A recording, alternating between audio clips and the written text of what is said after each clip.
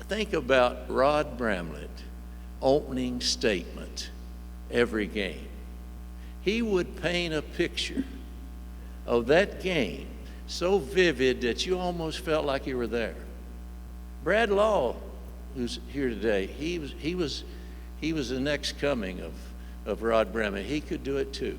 You were ready for the game. You were at the game. You were a part of the game because of his opening statements. And the other thing that jumped out at me is at the end of every broadcast, he would say, for my broadcast partner, Sonny Smith, I'm Rod Bramlett. So long, everybody. So long to Rod Bramlett. He made my life so much better. I loved the man. I really did. Thank you.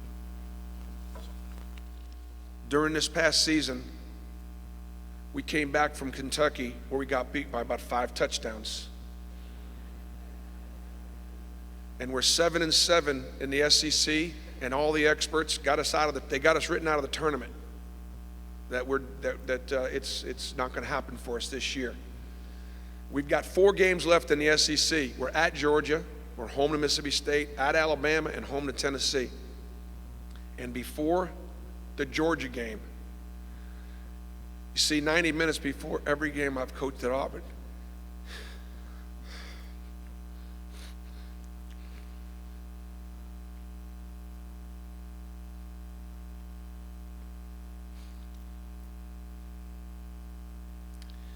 Rod would get the game plan so that he could give you the game plan. And he says before the Georgia game, 90 minutes before, he says, Coach, we're going to go on a run right here. Starts tonight. Sonny called it. I said, Rod, you're dreaming. He was a dreamer, but he wouldn't have said it if he didn't believe it. And in all the times I've been with Rod, he had never done it before, ever. And guess what happened? 12 games later, we're in Minneapolis. We made a run, and Rod Bramlett was on that run. And how he enjoyed that team, and how he enjoyed this coaching staff and that run, and the fact that you all came along with us. Gus got him to a national championship. Rod will tell you, Gary Danielson's here, I'll tell you, how many times has that happened for a guy? To get to call 2 of them like that.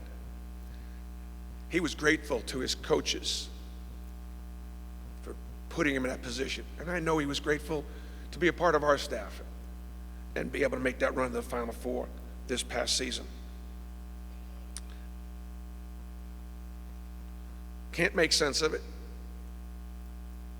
Test of your faith. They did spend a lot of time apart. And now they're going to spend a lot of time together, which is a great, great blessing. I want to just ask one more thing. Shelby and Josh have done amazingly well. Just look at them. It's going to be what's going to happen next. That's going to be the most challenging for you guys. There's a lot of people in the community. They're going to be there for you. They're going to give you your space. They're going to support you. Sometimes they'll call, and sometimes you'll need to reach out and call to know that you're not alone. Because understand this, if it happened to any one of us, what would your mom and dad do? They'd be right there in that community, pitching in, doing what they possibly can. So it'll never be the same. I'm not looking forward to my first interview 90 minutes before the game. War Eagle, and as Sonny said, so long, everybody.